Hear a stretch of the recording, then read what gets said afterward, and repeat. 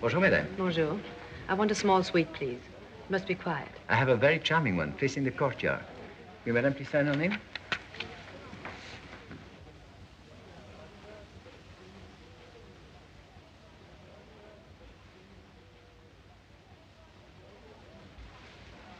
Merci, madame. In order to save inconvenience later, madame, will you kindly leave your passport here?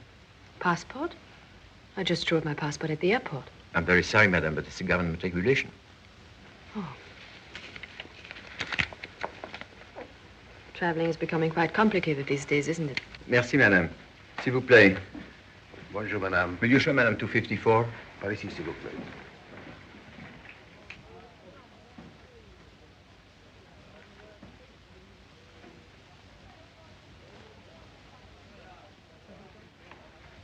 Is there anything wrong?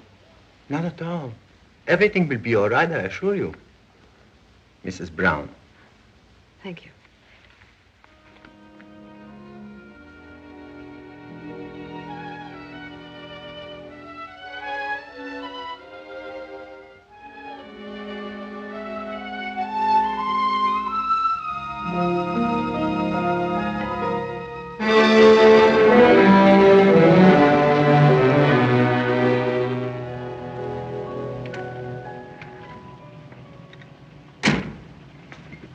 $35. Don't you speak English? Pas anglais, monsieur. Merci, monsieur. Merci. But don't I get anything back?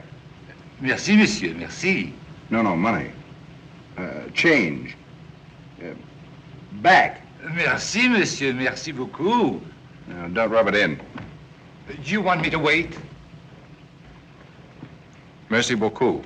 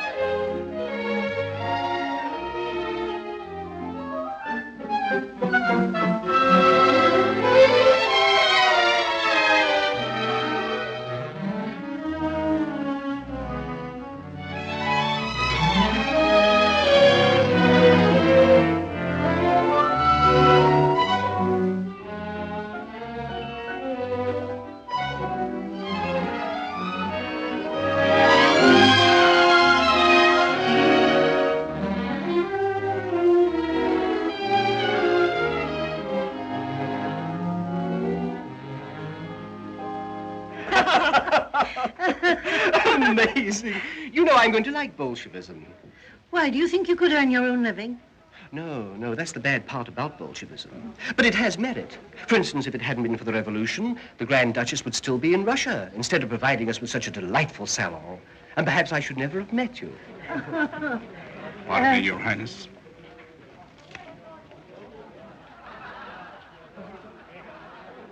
Who is this, Mr. Holton? I've never seen him before. I think an Englishman. He brings best regards from Captain Buckler. Captain Buckler? Oh, yeah. Let him wait in the reception room. I'll be a few minutes.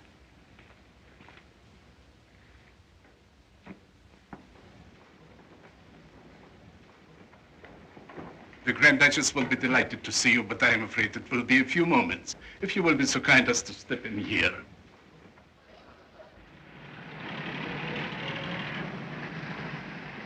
Rue de la Tour, 314. Pardon, madame? Oh, Rue de la Tour, 314. Ah oui, madame.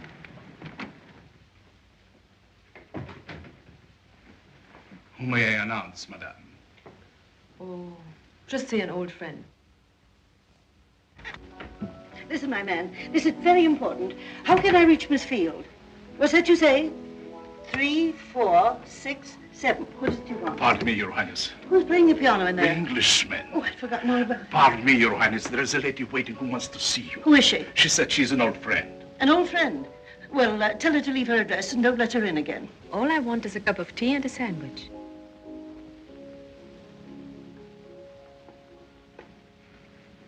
Mm. Merciful. It is I. Oh, you look marvelous. You know, I haven't seen you, not since I opened the salon. And I haven't heard from you in... In 6 years, Anna. 6. Why didn't you write to me? You know, I always like to keep track of my friends. That's why I didn't write to you. Oh. Well, now tell me everything. How was Rome? Rome? I haven't been in Rome for years. Has your husband been transferred? Husband? Oh, you mean Savoldi? Naturally. Oh, I didn't marry him. I broke the engagement. Why? Forgotten. Oh. What are you doing now? At the moment, I'm in Paris. By the way, I'm not in Paris. Can I trust you? I swear. Anna, I'm in a rather difficult situation. Serious? Very. I really came to Paris to ask your advice. You know, I always give sensible advice. Yes, I know. But driving up here, I realized that I don't want any sensible advice. I want no sense, no logic, no reason. It can't help me at the moment. What's going on in Paris? Well... Excuse me.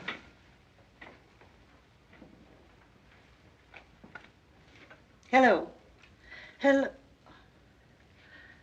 Oh, it's you. Look, may I call you back in 10 minutes? Do you want me to go out? Just a moment. You're so understanding.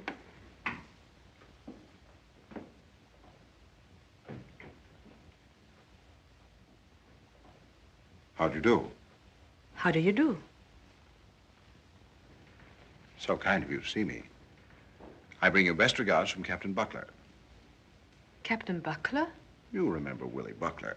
He always talked so much about you, and he told me if you want to have an amusing time in Paris, go straight to the Grand Duchess and here I am. And there you are. So you want to have an amusing time in Paris? Well, we must see that you have a very amusing time. Sit down, please. Have you been in Paris before? Not since the war. How exciting for you. Yes, I'm thrilled. And I'm so glad to meet you. Thank you.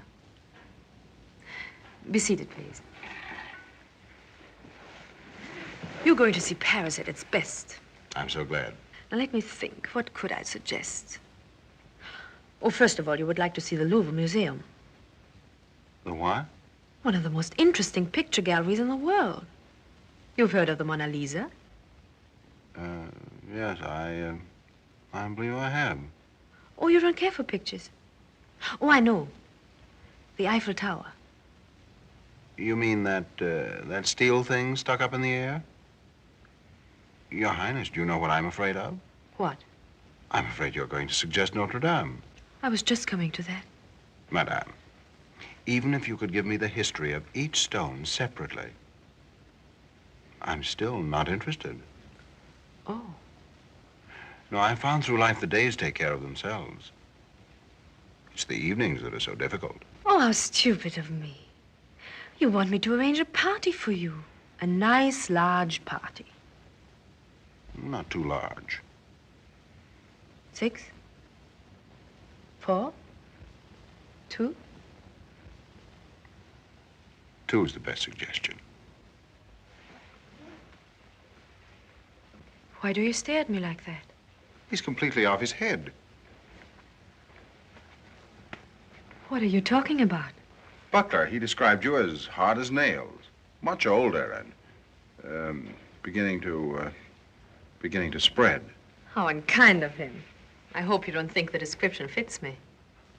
If he'd said one of the loveliest women in the world, I'd have recognized you anywhere. Encouraging. Thank you. Now, I wonder which one of my friends you would like. May I make a suggestion? Please? It would make our mutual friend Buckler very happy if you would dine with me. I'm engaged. Oh. Well, then don't bother anymore. I'll have a couple of boiled eggs, a detective story, and go to bed. Madame, have you ever been at the mercy of loneliness? Have you ever been a stranger in a strange city? Often. What did you do? I cried. Well, that's what I shall do.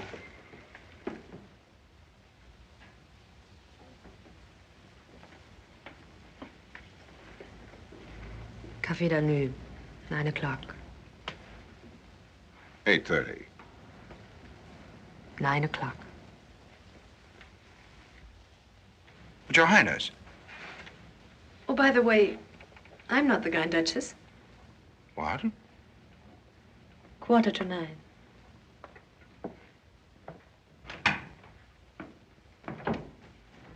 Mr. Holton, how do you do? How do you do?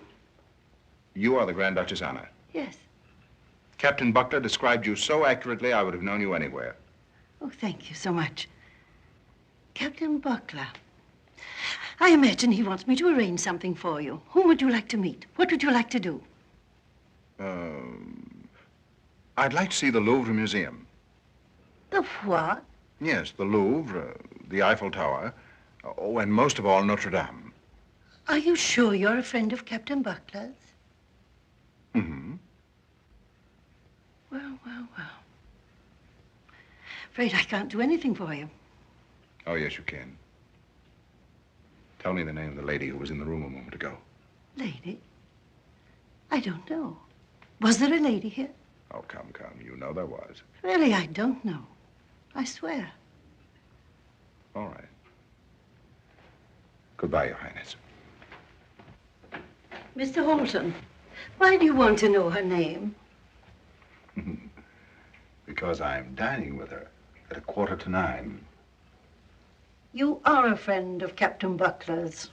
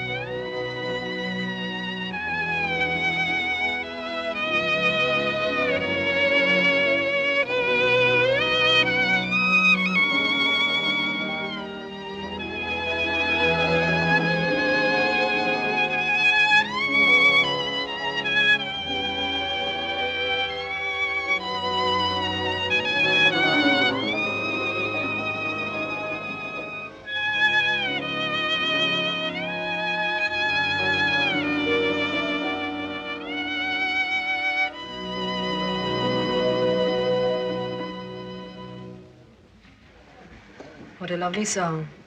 What's the name of it? It has no name. I just made it up for you, madame. And for you, monsieur. Thank you. Thank you.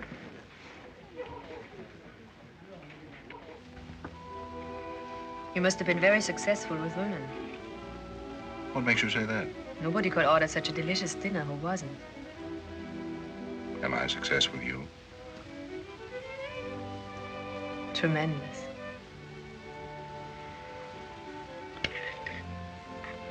I wonder if I am. Why do you doubt it? Because here we are at the dessert and we know nothing about each other. You won't tell me your name. You won't even let me tell you mine. Oh, dear. Didn't we settle all that at the soup and again at the salad? Why spoil such a perfect evening with names? I don't want to know your name. Whatever it is, I know it wouldn't suit you. Thank you. Then I should hate to risk it. Besides, I know all about you. You do? Providence gave you gray eyes, brown hair, charming smile, great attraction. Everything else is unimportant. I'm content. You're married? Back to the soup and the salads. Why be so curious? Jealous. Just terribly jealous. I thought we were going to have an amusing evening. And now it's become serious. Desperately.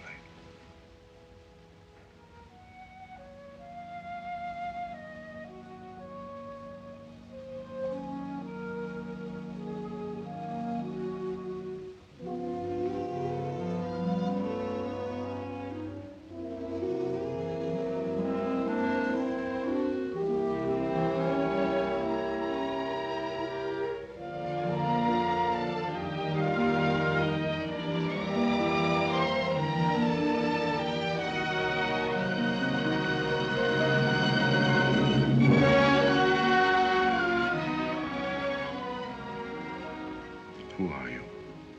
I must know. Isn't it obvious? Not to me. You meet me at the house of the Grand Duchess. What were you doing there? You meet me at 5 o'clock. And at 10 minutes past 5, I agree to dine with you.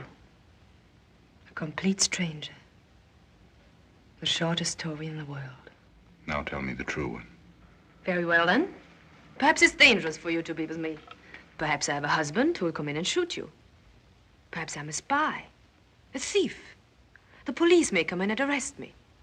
Both of us. You're none of those things. If you were, it wouldn't matter. Now or any other time. I must have done something very nice in my life to be so beautifully rewarded. Do you really mean that? And so much more. You're an angel. Angel, that's what I shall call you. Angel.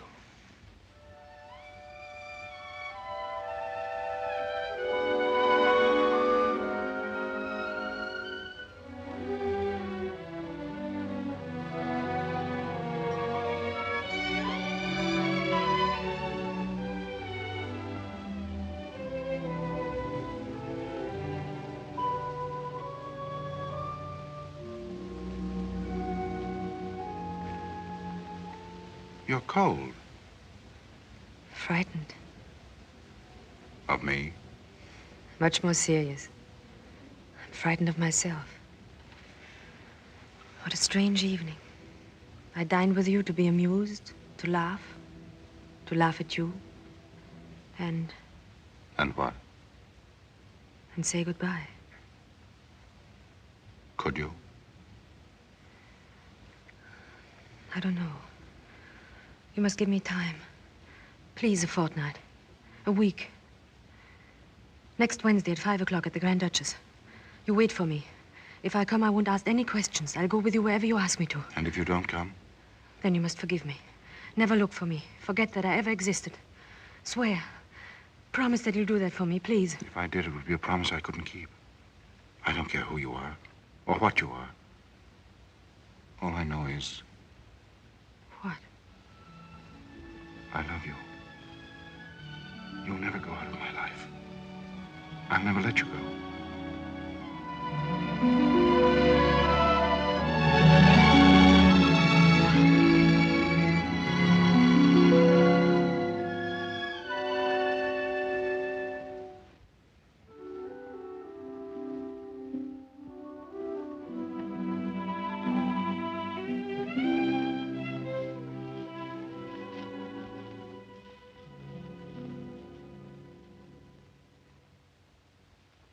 Merci beaucoup.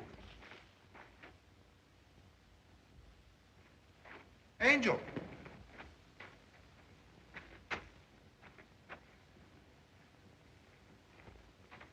Angel.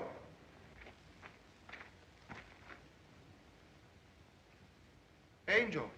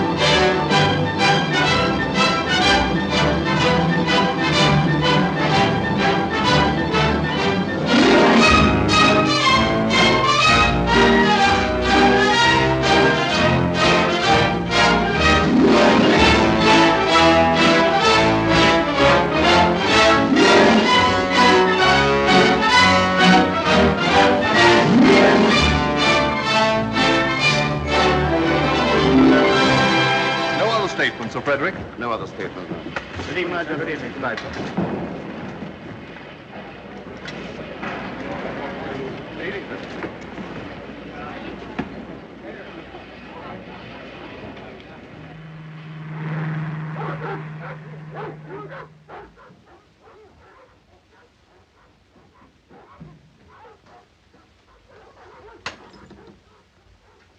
How's everything, Wilton? The Foreign Secretary wants you on the telephone, sir.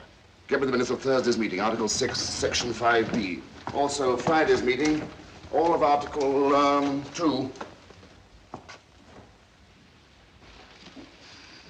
Well, Mr. Wilton, how are you? Glad to see you back, my dear Graham. Thank you. How's everything at Geneva? Oh, Is there going to be a war? well, it looks as if Europe is going to have peace, at least for the next 3 weeks. We had rather a hard fight, you know. 21 nations lined up against us, but we won. I hear France was making some difficulties. Well, what can you expect from the French? Yeah. You realize the French delegate hasn't even a manservant? Appalling. But on the other hand, the Russians were the surprise of my life. We had 2 Soviet delegates to dinner. You may not believe it, but I assure you they were properly dressed. Tailcoats, white ties. Well, well, well. Maybe the Russians are going places. Oh, well, I wouldn't come to hasty conclusions. They still dunk. I shan't need you anymore this evening. Good night, night, sir. Good night.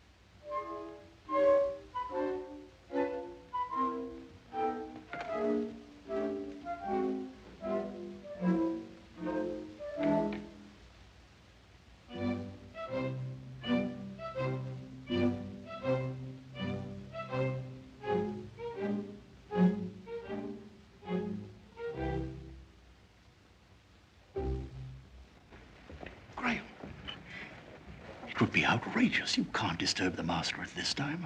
The telegram may contain matters of state. But how would you justify your action if it were only a personal matter? I'm afraid you'd be criticized very harshly. My dear Mr. Wilton, may I remind you of what our master always says? A statesman must have the courage to be unpopular.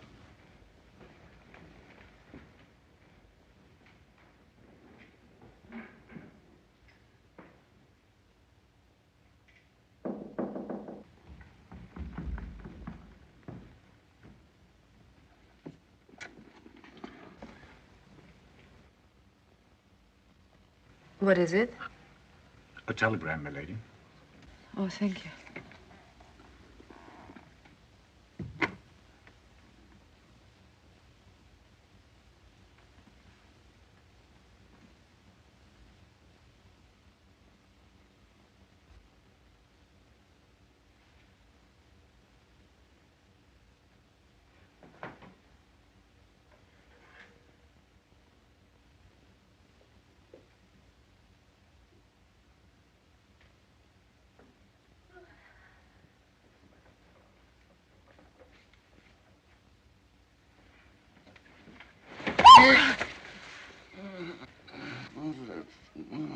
Mademoiselle. Oh! Hello, darling. I didn't want to wake you up. You were sleeping so peacefully, I hadn't the heart to disturb you. You're always so considerate. Oh, I watched you for a long time. You had the loveliest expression. I was dreaming. About me? Oh, naturally, of course. I dreamt you were a great success at the League of Nations. Well, I was. Sweetheart, your husband defeated 21 nations. Oh, you must be worn out. Not at all. I feel better than ever. Good. What else did you dream about? Let me see. Oh, yes. I came into the League of Nations, dressed in the most striking Paris gown. All the delegates rose to their feet, staring at me. But I walked straight to you. I wanted to kiss you. But you were talking. So I walked out. I went to Egypt, and from Egypt I went to China. From China I went to Arabia. I circled the whole globe. Finally, I came back to the League of Nations. You were still talking. So I took you away. I took you to Paris. We walked in the park at night. You had your arm around me. Suddenly, I sat down on a bench. I was cold and frightened. Of me? Huh? Oh, I got mixed up. I dreamt that yesterday. Let me see. Oh, I have it. I lost you in Paris. The next thing I remember, we were here at home, and you were beating me. Oh. What did you do? I'm afraid to tell you. I liked it. And then you started to kiss me. And you liked that, too? Better than ever before. And you carried me upstairs. And? There was a knock at the door, and I woke up. Oh, how cruel. No, how wonderful. It's true, the dream is over. But it doesn't have to be. Oh, I'm so glad you're home, my darling. Tell me, who knocked at the door? Oh, Graham. At this time of the night? Why? A telegram. Darling, was it so important? Oh, it didn't open, but it was for you. Where is it? There on your table.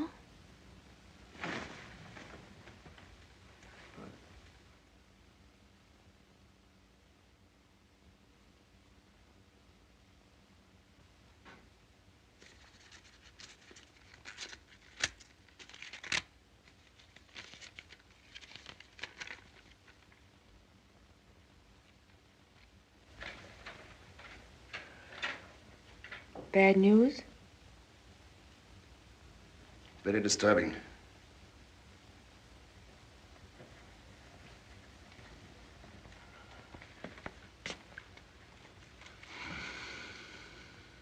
What's worrying you? France? No. Yugoslavia. Yeah, I hope you don't mind. Oh, that's all right, dear. I understand.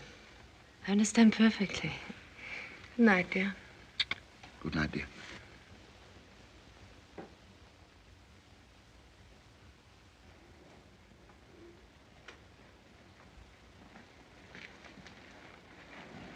Good morning, sir. Morning.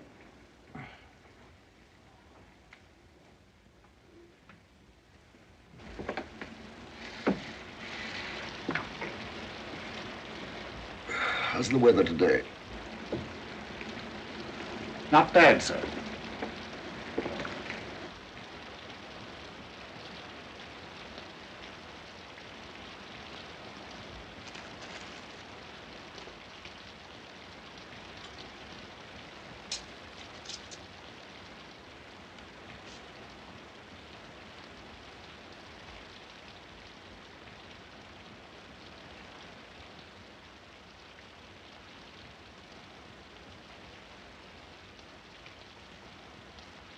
Why, Wilton. Darling, here is some thrilling news from Mrs. McGillicuddy. Wilton, this is the nicest thing you've ever brought to the breakfast table. My heartiest congratulations. Thank you, sir. And mine. Thank you, milady. What a pretty girl. All her friends think she ought to act in the films. You see, sir, she once was photographed in a newsreel at the funeral of Admiral Bennington. She was standing on the pavement just as a hearse went by. I hope I don't seem disrespectful, sir, but in my opinion, she stole the show from the late Admiral. That's love. And I'm sure she loves you just as much. Oh, she worships me, sir. But it was by no means an easy conquest. The young lady didn't believe in the institution of marriage. But you persuaded her. Oh, no. Begging your pardon, sir. It was you, sir. And you, milady. We? I took the liberty of citing you both as an example of how beautiful marriage can be. And that convinced her.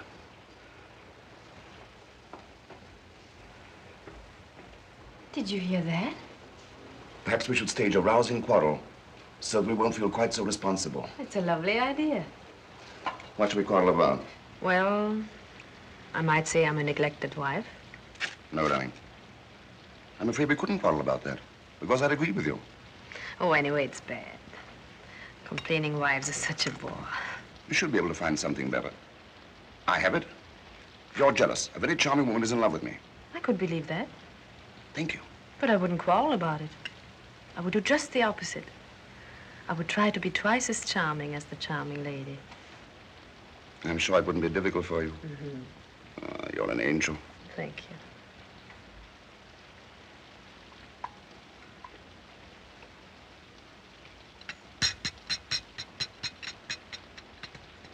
By the way, Yes, dear?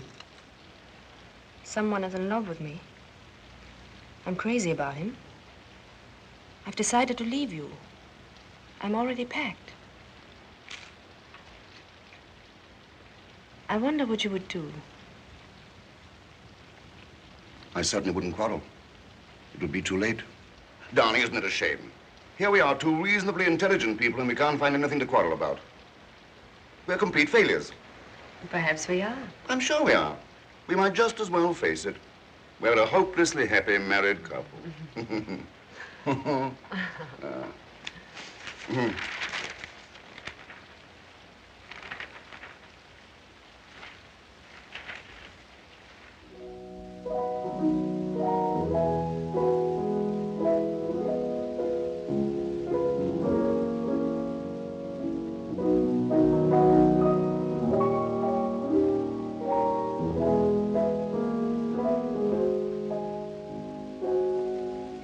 What's that? Oh, just something I made up. That's nice. Da-da-da-da-da-da-da. It's beautiful. Darling, I didn't know you had so much talent. Come on, let's hear the rest of it. Oh, no, no. Oh, come on, come No, on. no, Don't no, be no, timid. Come on, let's hear it. I'm not in the mood. Oh, a temperamental artist, eh? No, not exactly. But you see, I don't know what the end is going to be. Well, you certainly found a lovely beginning. Almost too lovely. Oh, you must finish it. It's not so easy. Well, I don't know. When the beginning is so beautiful, I wonder if the end matters.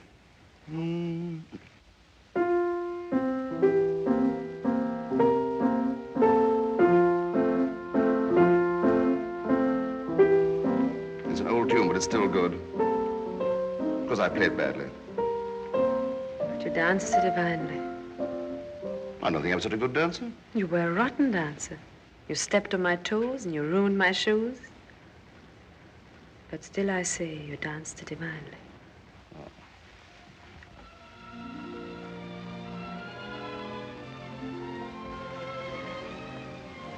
What's the matter? You took me back to Vienna. And was that nice? What was the name of that little hotel? I don't remember the name or how we got there. All I remember is... It was glorious, wasn't it? And what a hotel. Let's forget it, shall we? Oh, no, no. I could never forget it. The service was too awful. They had every inconvenience. Do you realize there was no lift? We climbed 4 flights of stairs. And sometimes 2 at a time. What a hotel. And when we got to the top of the stairs, what did we find? 2 small, badly furnished rooms. Were there 2? Certainly, there was a sitting room, darling.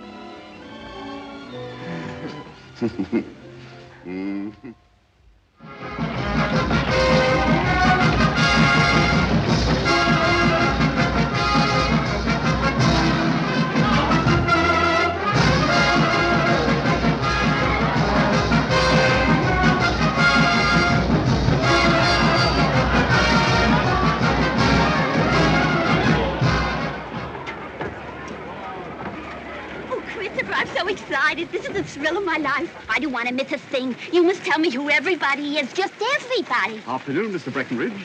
Is that Mr. Breckenridge? Yes, indeed. My. Very modest man. To look at him, you wouldn't dream he's Lord Straighton's butler.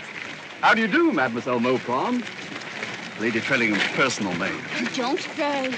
Oh, darling, this is so fascinating, seeing all these people in the flesh. Love me? Vainly. Hello, John. Interesting case. He was Lord Aldergate's valet for 20 years, but it didn't last. They differed in their political views. Situation finally became impossible when Lord Aldergate joined the Labour Party. Hello, George. Hiya, Toots. Oh, hello! Who's that? An American chauffeur.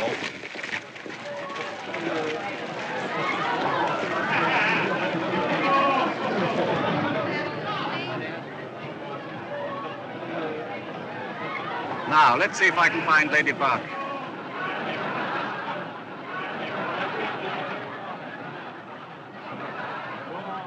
There she is. The one in the black dress, just in front of the staircase.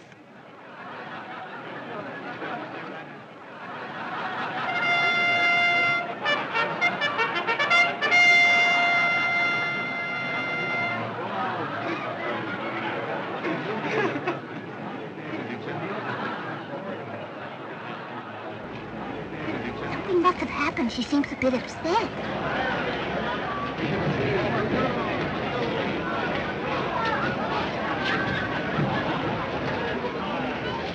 Darling, are you sure it's nothing serious? No.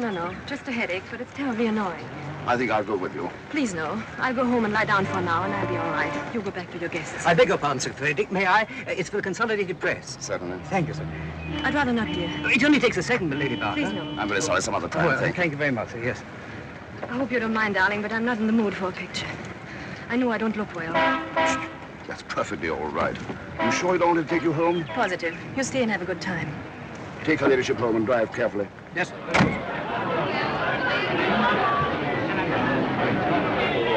Oh, how's your wife? She'll be all right. Just a little headache. Now, don't forget Saturday. No, 1 o'clock. 1 o'clock, right?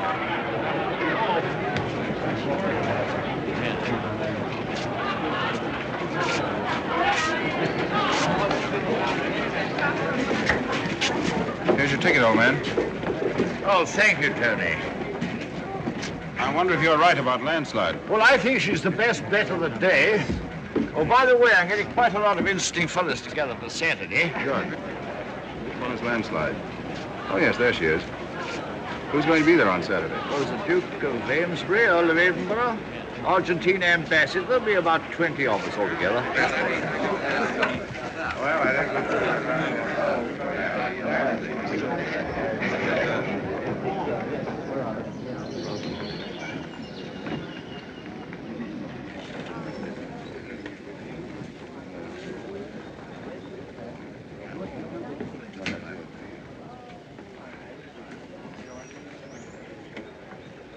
pleasant luncheon. Yes, very nice indeed. I'm very glad of this opportunity to meet you, Sir Frederick. As a matter of fact, I've been looking forward to it. Thanks. I have a feeling that you and I might find some very interesting things to talk about. I'm quite sure we could. Yes, these are very exciting times. Sir Frederick. Yes? I wonder if you know who I am. Well, certainly. Devin has been telling me about you. You're his house guest, aren't you? You were in India for quite a while. Right. I still wonder if you know who I am. Mr. Halton, aren't you? Yes, doesn't that name mean anything to you? I'm sorry. I'm at a complete loss. Sir Frederick, you once deliberately stole my overcoat. I beg your pardon? However, I helped myself to a pair of your gloves. This sounds like a mystery story. No, just a war anecdote. Oh, what was your regiment? I was in the Warwickshire, 10th Battalion. I was Leicester's, machine guns. Let me see, I don't think the two regiments ever came together. Neither did we. But during 1916 and 17, you went to Paris several times on leave. Yes, that's right, I did. We were very young. And she was charming. Who? Paulette. Do you mean Paulette Fouchadière? Paulette Fouchardière. Modiste. 3rd floor. Hemstitching and embroidery. Are you Poochie? Yes, Snooky. Well, let me have a look at you. You didn't have a mustache then, did you? No. Your picture was on the small table. Right next to the little silver box. With the bird on top. And when you opened it... It played O Solo Mio. Uh-huh. Ah, she was lovely, wasn't she? Paulette Fouchardière. Ah, what a rotten trick Napoleon played on her great-great-grandfather. If Napoleon had kept his promise... After the Battle of Valenciennes. Which Grandpapa really won. Then, Grandpapa would have married the Duchess of Parma. And Paulette would have become the Princess of Naples. I wonder whatever became of her. To the Princess of Naples. The Princess. That's very kind of you, Lady Bernstein. We'd love to come. Your parties are always so delightful. But you see, we intend to leave next Saturday. Yes, I'm terribly excited. It's our first trip in ages. Well, thank you so much. My compliments to Lord Bernstein and little Beatrice. Goodbye.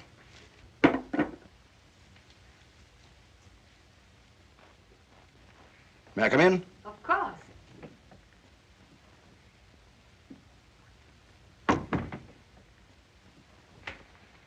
Hello, sweetheart. Hello, darling. Dressing already? The opera starts at 8, doesn't it? Oh, the opera, huh? Now, darling, you promised. And I'm going to keep my promise. You love opera, I hate opera, so why shouldn't we go? Have a nice luncheon? Very.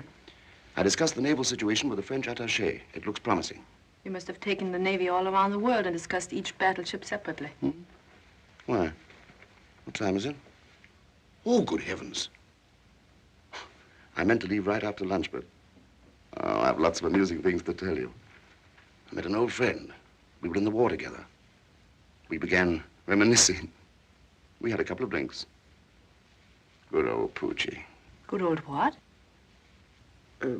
Poochie did it, Poochie. What a curious name. That's what we used to call him in the war. Poochie Holton. His real name is Anthony. He once practically saved my life. Great fella, great fella. Only don't you think you better get dressed? We don't want to miss the overture. Oh, no. We don't want to miss the overture. We might as well see the whole thing through from the bitter beginning. Quite a fellow, this Holton. Oh, I say, did you ever hear of a Grand Duchess, Anna Dmitrievna? Anna Dmitrievna? She's a Russian emigre. Lives in Paris. Yes, I've heard of her. Why? This fellow Holton told me the most fantastic story. He's an extraordinary fellow. Isn't this my nail file? I don't know, darling. It is, dear, it is. How do you suppose it got here? I haven't the faintest idea. Graham, will you be good enough to hand me my nail file?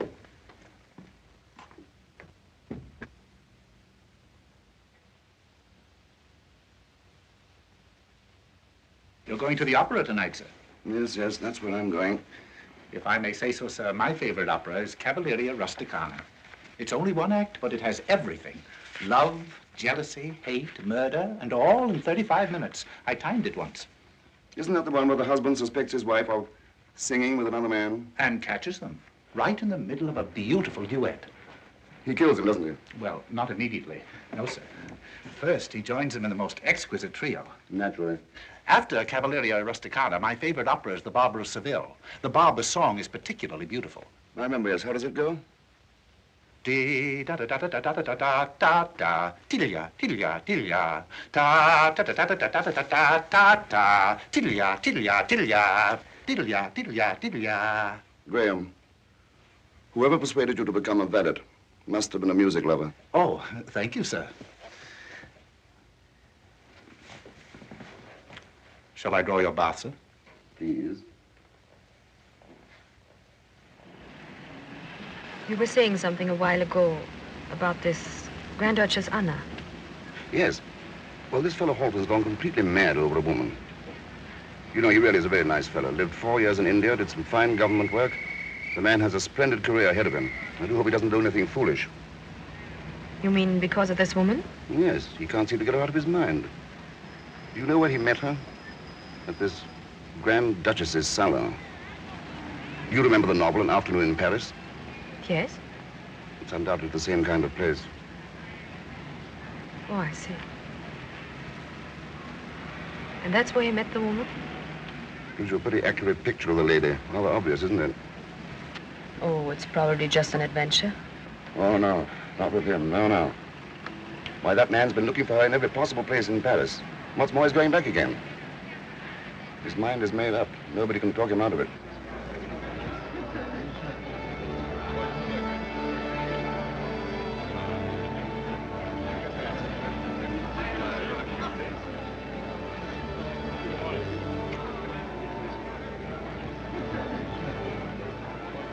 Dear Mary Glenbrook over there. Everybody seems to be here tonight. Everybody seems to be looking at us. At you, rather. Do you suppose your friend is here tonight? Halton, no, he couldn't come. He's telephoning tomorrow. He's trying to cancel another engagement and have lunch with us, all right? Yes, why not? They certainly are looking at you. You know, a man shouldn't take a woman seriously unless he can be proud of her. At least she should be fit to sit at the head of his table. Not someone you just meet in Paris, meet her in the afternoon, and the same evening she dines at your apartment. So she went to his apartment? Certainly. Darling, look, the Duchess of Loamshire over there to your left. Oh, naturally, he didn't say that. He tried to romanticize the whole story. A night in the park, a bouquet of violets. The lady disappears.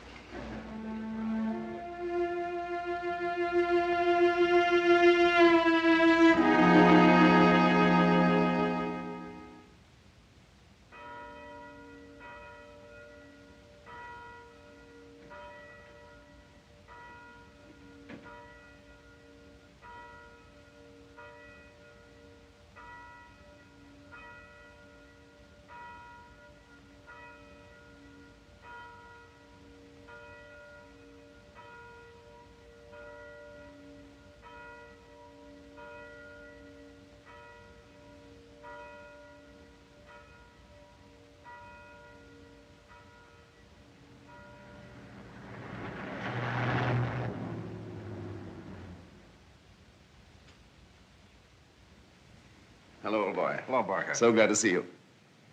You know, Halton, it's been a long time since I've had as many drinks as I had yesterday. As a matter of fact, I had a few too many myself. I'm awfully glad you got out of that other engagement. You know, it's funny. I've only known you since yesterday, and yet I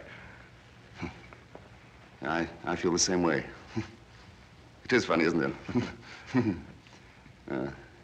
Well, come on, let's sit down. I've been following your career in the papers, old man. I admire what you've done. I admire your courage, your wit, and sometimes the daring with which you tackle your problems. I'm proud to be in your house. Thanks.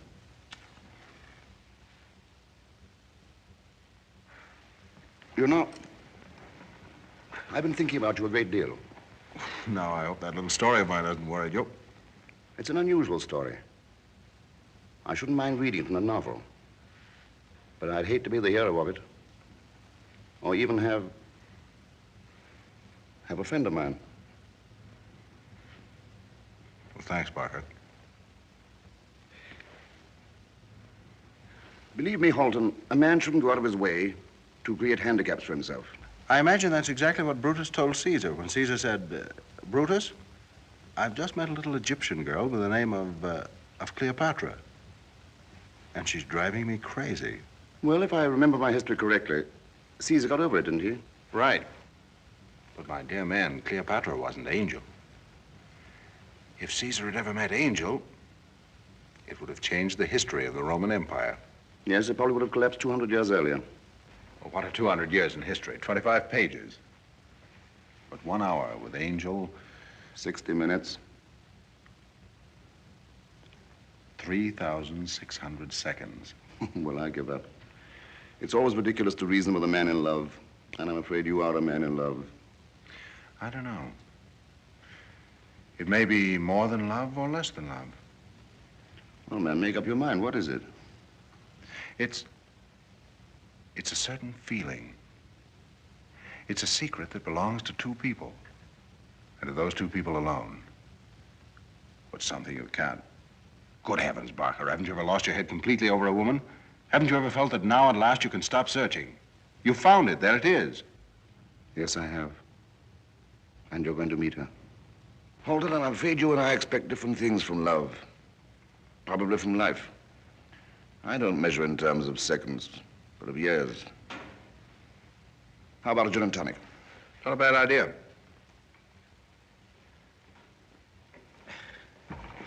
It's a charming place you have here, Barker. Like it? I say, that's a lovely picture.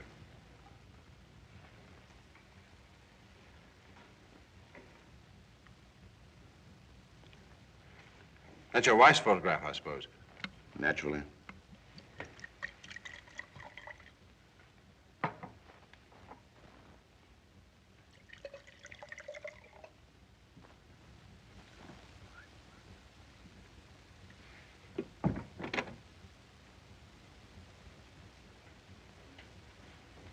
Mr. Holton has arrived, my lady. Thank you.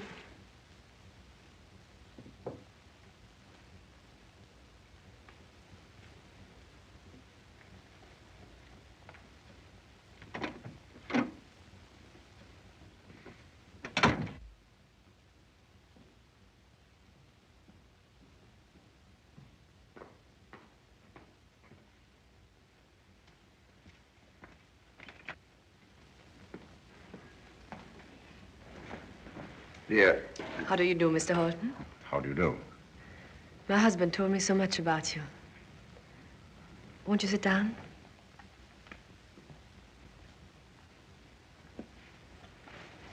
Cigarette? Thank you. Thank you, dear.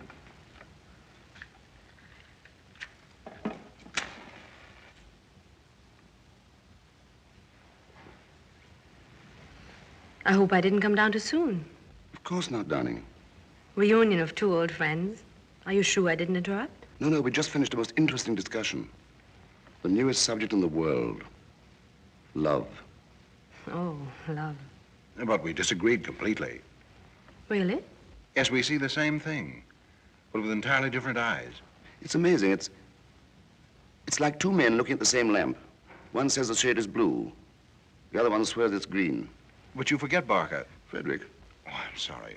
Frederick. We both could be right, you know. Perhaps the lampshade is blue. But when you light it up, it may be the greenest green in the world. Don't you think so, Lady Barker? Gentlemen, the sun is shining so brightly. Don't you think it's rather early in the day to be talking about lamps? I'd rather talk about you, Mr. Holton. You've been in India. Yes. Are you going to stay in England for a while?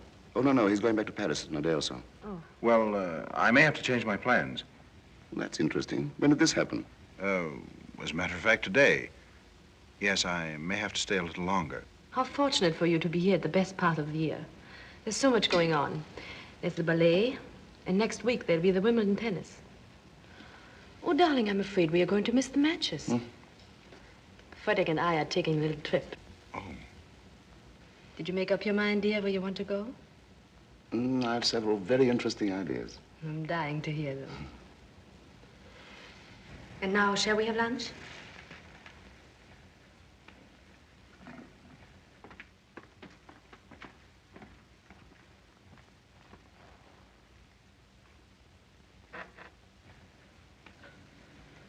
Mr. Wilton, what do you think of this fellow Holton? Oh, nice fellow, but I should say a trifle dull. He talks about Paris, Paris, Paris, and again Paris. Williams, give me the crumb tray. What is it? Crumbs at her ladyship's place. She seems to be playing with the bread. Ladyship seems to be a bit nervous, eh? No, merely bored. And how this Halton brags. He knows a man who knows every stone in Notre Dame. Now, would you call that an accomplishment? And who cares how high the Eiffel Tower is? Do you? You know, Mr. Wilton, we're used to such brilliant conversation in this house that sometimes I wonder if we're not a little spoiled. Yes, quite true. There's always the danger of one's becoming blasé.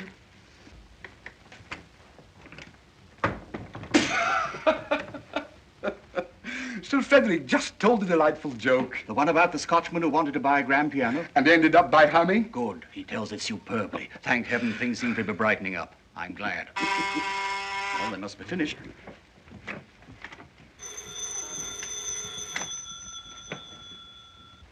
Hello?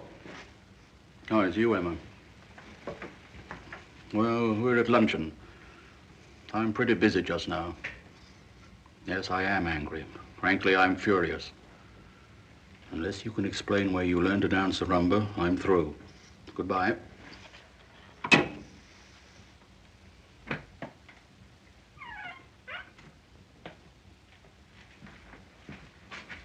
Whose plate is this? Her ladyship's. But she hardly touched it. Can there be anything wrong with the meat? I hardly think so, Mr. Wilton. Perhaps she just had a late breakfast. Whose plate is this? Mr. Halton's. But he hasn't eaten either. It's obvious that he tried. Maybe there is something wrong. Let's see Sir Frederick's plate. No, it's not the meat. I tell you, Mr. Halton talked so much. Or maybe he doesn't like veal. That's quite possible. Mm-hmm.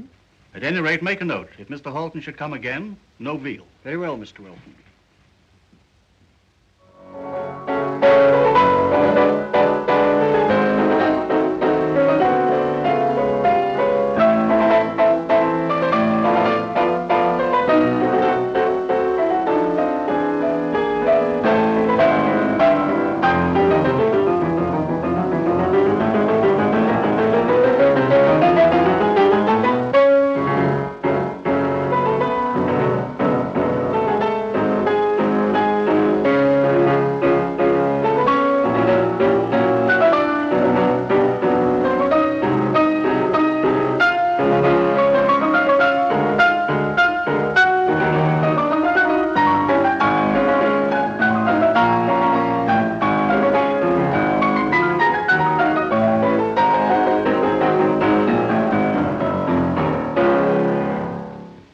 Splendid.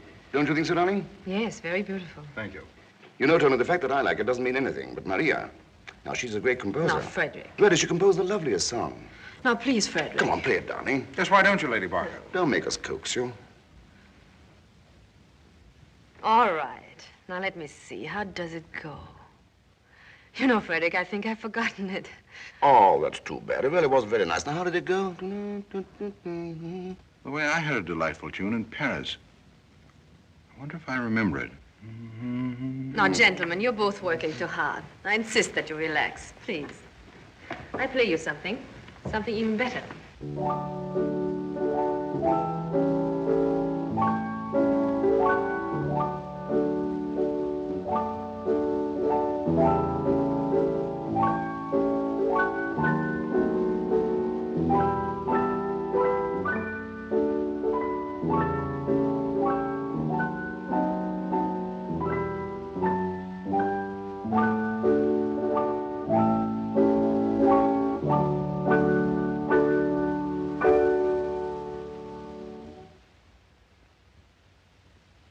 Oh, Frederick went out. It's a lovely waltz, isn't it? First time I heard it, I was dancing with Frederick. Takes me right back to Vienna. It was our first dance together. I think it has a beautiful melodic quality, don't you? Hello, Angel. I beg your pardon? Angel. What do you mean, Mr. Horton? It seems incredible. What seems incredible? That I should find you here in this house. His wife. It's like a dream. I still don't understand you, Mr. Horton. I don't understand you. We're alone, Angel. Darling, how long are you going to keep this up? Mr. Horton, you're obviously confusing me with another woman. Oh, no, I'm not. There can't possibly be two of you. I'm afraid there must be. I haven't been in Paris for the last 6 months. You haven't been in Paris for the last 6 months. I told you so. And I think that should satisfy you. It really seems to be a terrific coincidence. The lady with whom you had your adventure... Wasn't it more than that? Maybe it was. At least I thought so. Maybe the lady thought so, too. But it's impossible for me to read the mind of a woman I never saw nor heard of. In other words, to you it was. Just an adventure. Now, Mr. Holden, I insist that we settle this once and for all. Look at me. Look at me carefully. And I'm sure you will realize as clearly as I do that I'm Lady Barker and nobody else.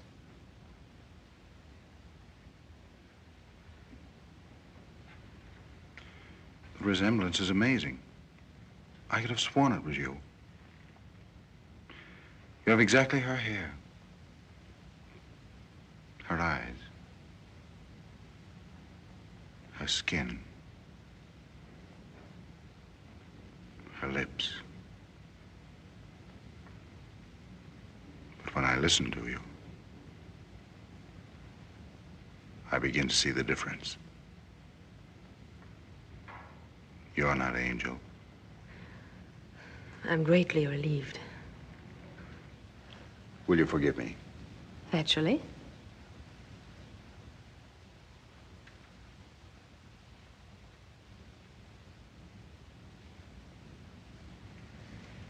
You know, Mr. Holton, I think this resemblance will always create embarrassment between us.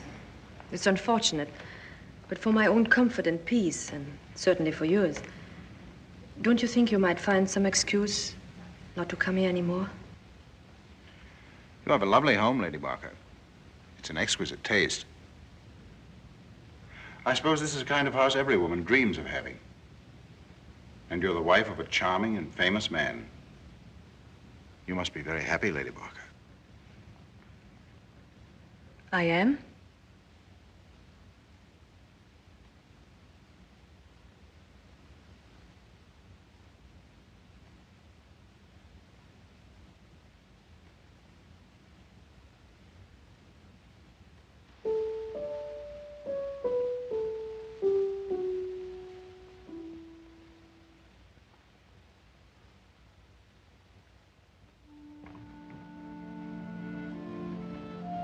Don't be afraid. I won't play it. I shall never play it. I hope I never hear it again.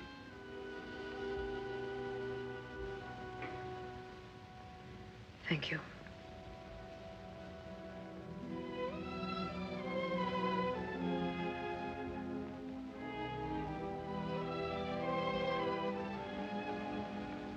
Maria. I told you in Paris never to look for me, never to recognize me whenever and wherever you find me. The whole thing must be forgotten. And I told you I'd never keep such a promise, that I didn't care who you were. All I know is that I love you. And I'll never let you out of my life. I will fight with everything at my command if you should try to destroy my home. Why did you ever come to Paris? Tell me, why? Why did you leave me and go back to London? It doesn't exactly seem to make sense. None whatsoever. But it's the privilege of a woman not to make sense. Men who expect women to be logical are likely to be fearless in love. Have you ever been in love? Not with you. I never told you I loved you. Never. Can't you remember what I said? Every word. Every syllable. You said you had gray eyes. Brown hair. Charming smile. great attraction. But you still have. That's why I want you to go. Oh, go, please go. Every moment you're here, my home is in danger. Go, I beg you, I tell you. Maria. Angel.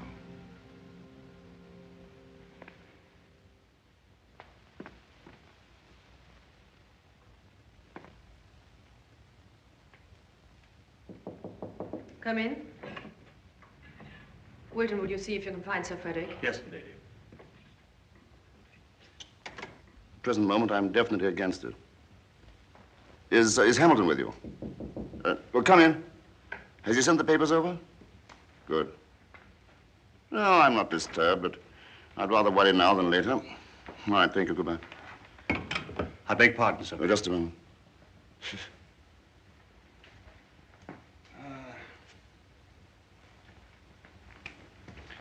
Well, what is it, Her Wilton? ladyship is asking for you, sir. Oh, all right. I'm expecting a telephone call from Mr. Hamilton. Let me know immediately. I'm very sorry. It's just one of those things. Darling, Hmm? I'm afraid Mr. Horton has to leave. Is it so late? I'm terribly sorry, Tony. I was called to the telephone. I thought it'd only take a minute. Do you really have to go? Well, I don't know. How about another drink? I tried my best to persuade Mr. Horton to stay, but I'm afraid I'm a complete failure. Failure? Well, Lady Barker, really, I had another engagement, but now I must stay at least long enough to turn your failure into success. Good.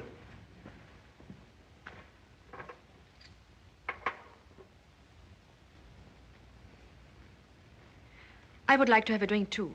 You? You want whiskey, darling? Just a little. Just enough to drink to our friend, Mr. Horton.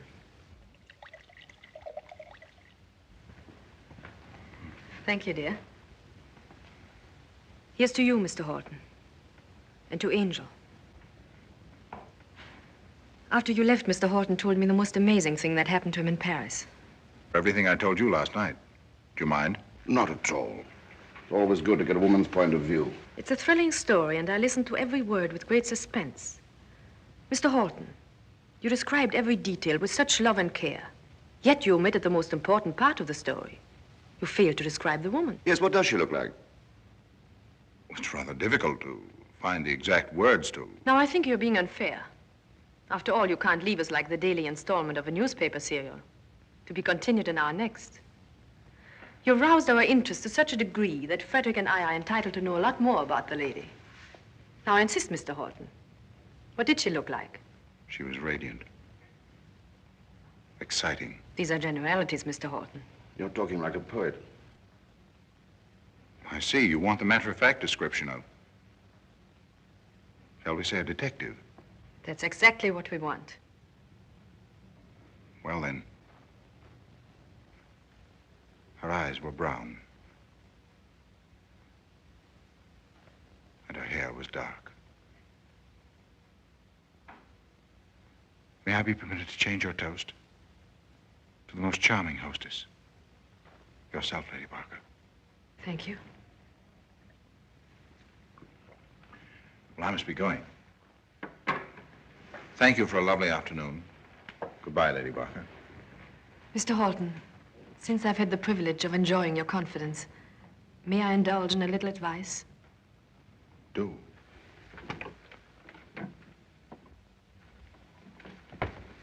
Mr. Hamilton on the telephone? Yes, sir. Yes, Hamilton? Yes, will you read it to me? Huh? You wanted to give me some advice, Lady No, Barker. Hamilton, I mean the second subcommittee report. I'm afraid Angel is far from blameless. But I think you should forget her. And perhaps even forgive her. I've already forgiven her, but Let me have clause 5. But what? I'm going to Paris. I'll be in Paris next Wednesday. It'll be useless.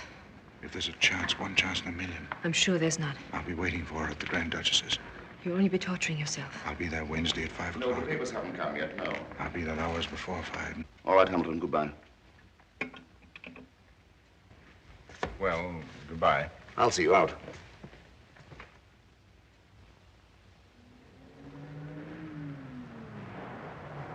Goodbye, Tony. These papers just came from Mr. Hamilton, sir. Oh, good. By the way, Greenwood, I'm going to Geneva. Oh, didn't you tell me that Mr. Hamilton is going, sir? I've changed my mind. Oh, I thought it was only a subcommittee meeting. It is, and I'm quite sure Mr. Hamilton would handle it very ably, but you know me, Greenwood. I'd be uncomfortable if I didn't go myself. I see, sir. In that case, you won't require the other reservations. Which other reservations? For your trip with Lady Barker. Good heavens, I'd forgotten all about it.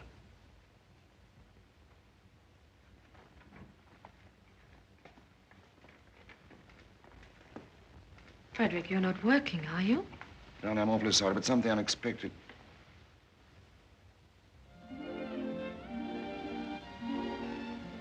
Frederick, is this where we are going? Why, that's wonderful. Oh, darling, I can hardly wait. Let's have a glorious time. Let's be foolish again. Oh, I can't tell you how much. Why, what's the matter? Well, dear. Don't tell me. Don't tell me we are not going. Don't tell me now. You see, I don't know. You see... It's perfectly all right. Yeah, you must understand. Don't explain. It's very clear. You have to do your duty. You know. I know. I know very well. Too well. I can recite all the reasons. I know them by heart. Oh, I beg your pardon. It's perfectly all right, Mr. Greenwood. Come in. Now, you go back to your work, dear, and don't let me disturb you. Thank you, darling. About the reservation, sir. Oh, yes? The Geneva plane stops in Paris only 20 minutes. Now, I believe you'll require at least 4 hours in Paris. Oh, perhaps even more. I've a good many things to discuss at the embassy. I thought so, sir. And in that case, the Airways people suggest a private plane. They say they can put one of their newest machines at your disposal. In fact, the same plane that Lady Barker chartered last week. Lady Barker chartered a plane? That's what they said, sir. It must have been Wednesday. You were in Geneva. Oh, yes, of course, I remember. That's all right, thank you, Greenwood. I'll let you know later. Very good, sir.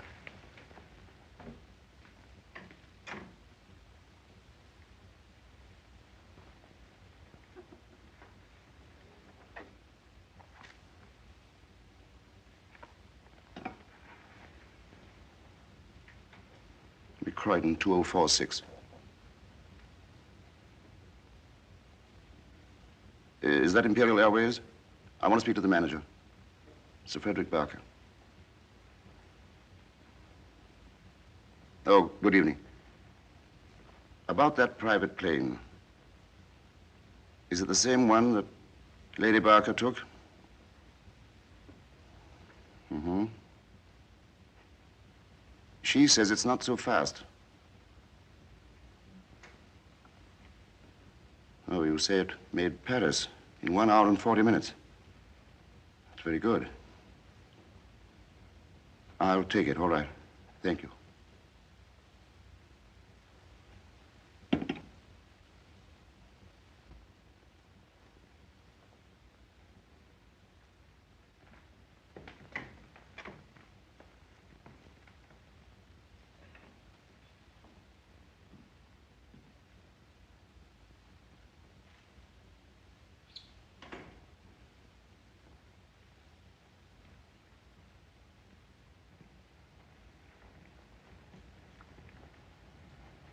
Finished your work? Quite.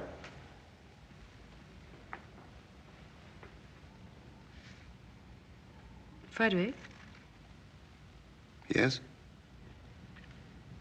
when are you leaving for Geneva? Wednesday morning, by plane. Doesn't the plane stop in Paris? Yes, I believe it does. I've been thinking, why couldn't you take me along as far as Paris and then pick me up on your way back? That's an excellent idea. I really need some new clothes. I haven't done any shopping for quite a while. Besides, it'll do you good to get away from London. Be a change for you. Yes, it would. Well, then I shall make arrangements for Wednesday, shall I? Thank you.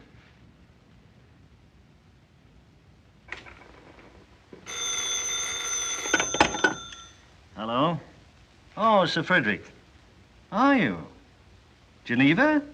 Oh, when are you leaving? Oh. Yes? Yes, this is Lord Dabbington's house. You wish to speak to Mr. Halton?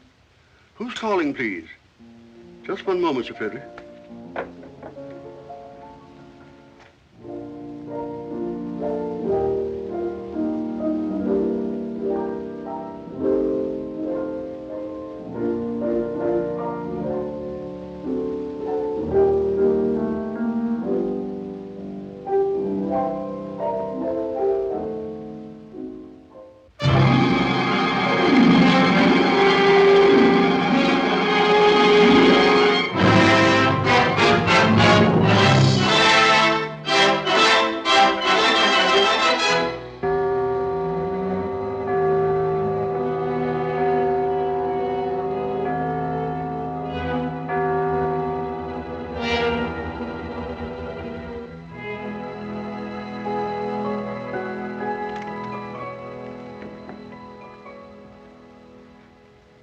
Attendez. Oui, monsieur.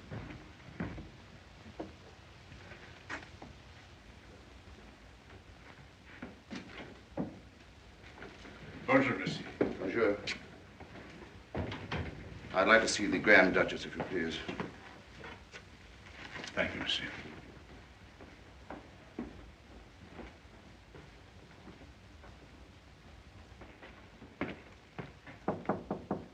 Come in.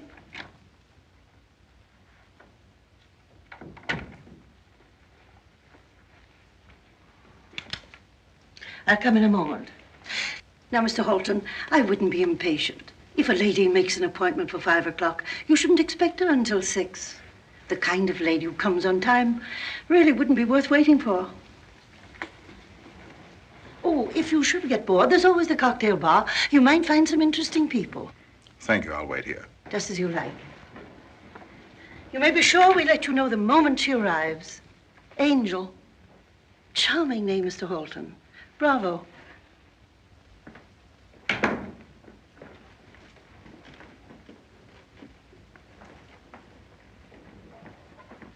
Sir Frederick. Yes. And the Grand Duchess Anna. How do you do? Will you step this way, please?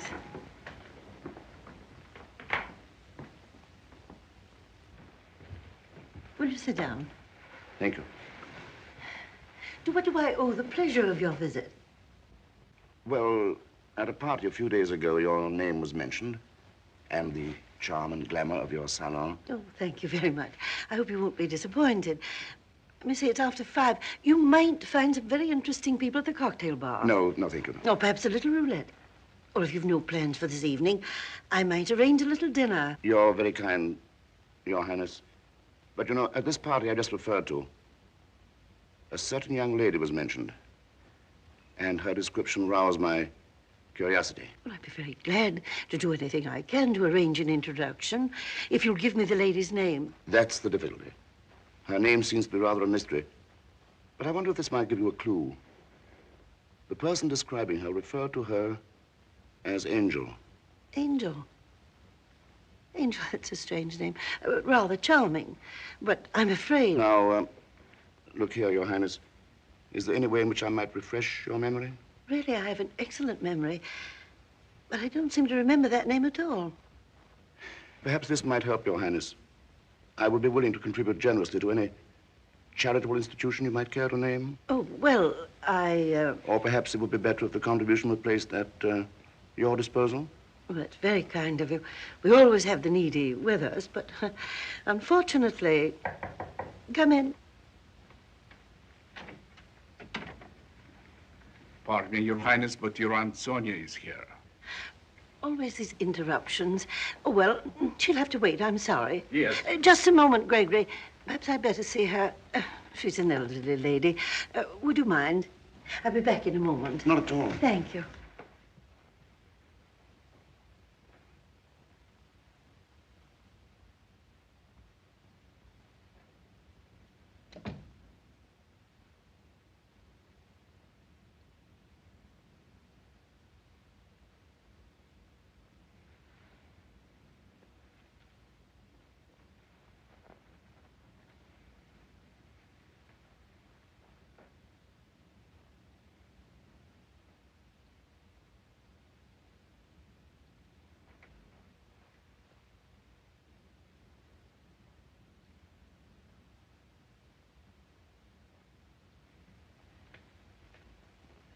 Hello, Frederick. Hello, Maria. Strange place to meet you, isn't it? Rather strange. May I ask what you are doing here? Curiosity. You see, the lady known as Angel caught my imagination. You mean you stayed in Paris? You actually missed the conference in Geneva? Merely to find out if Angel is a brunette. Why, Frederick, that's marvelous. I can hardly believe it. You really let all Europe wait just to find out if a woman is a brunette. Or a blonde. As a matter of fact, Frederick, she is a blonde. You remember when Mr. Horton described the lady? Yes, he seemed rather uncomfortable. Shall I tell you why? Before you came in, he described her differently. Would you like to know what he said? Very much. He said she had blonde hair, blue eyes, my figure, and a slight foreign accent. Sounds like a description of you. It does, doesn't it? Well, it annoyed me that there should be another woman in this world who looks exactly like me. It disturbed my vanity.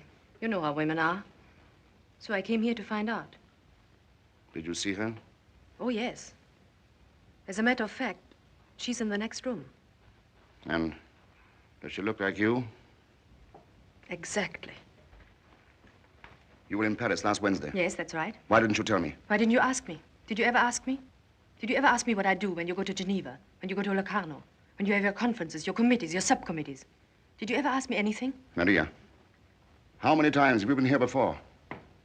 Are you really interested? What kind of life have you been leading? What kind of woman are you? Does it really worry you? As much as Yugoslavia worries you? How many times have you been here before? Answer me, tell me. Frederick, you're getting nervous. To think that my wife, whom I trusted, whom I was proud of, to think that you could come to a place like this. Frederick, you're jealous. Angel. You are Angel. Now, why should I be Angel? Why should I be so foolish? Why should I do such a thing? Don't I have a lovely home, a celebrated husband, the best servants, every comfort, social position? Is there anything more a woman could ask? Why should I be Angel? What reason could I have? Perhaps you can think of one.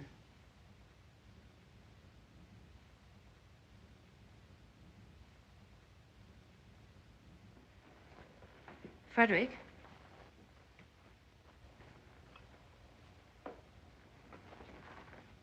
Now, Frederick, if you go into that room, I'm afraid our marriage is over. If you find Angel in there, you'll be happy that I'm not Angel. And you'll want to continue our old life. That would not be satisfactory to me. And if I don't find Angel?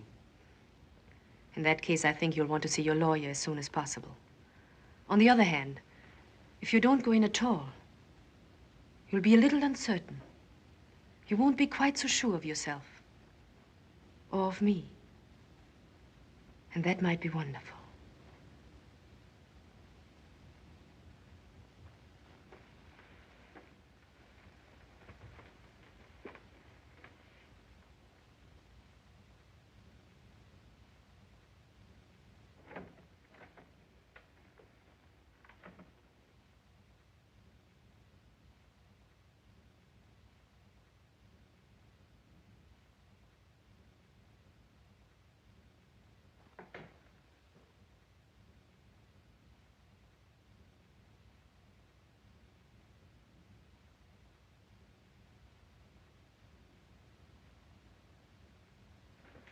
Did you tell Mr. Holton the lady was here? No, Your Highness. I swear he must have seen her come out of the taxi. Who told you I came? I understand Frederick's here. He's in the other room. Or maybe he's gone. I don't know. Anyway, it's all over. It's silly how upsetting a little thing like saying goodbye to one's husband can be. Silly, isn't it?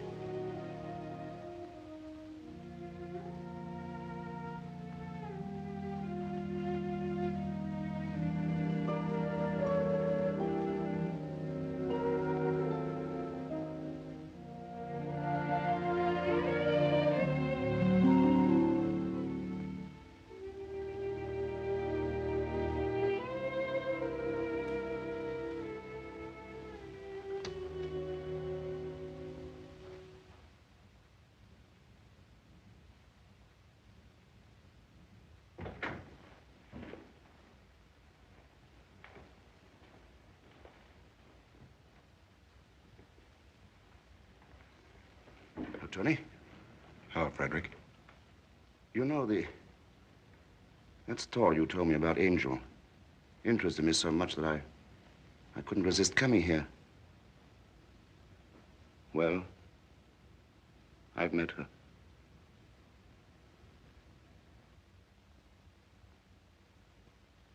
You see, Maria, in the last few moments, I thought more about our married life than in all the years we've been together. And all I know is the train to Vienna leaves at 10. I don't know how you feel about Vienna, but you've plenty of time to think it over. Well, I say goodbye to Angel. And so must you, Maria, if you decide to meet me at the station.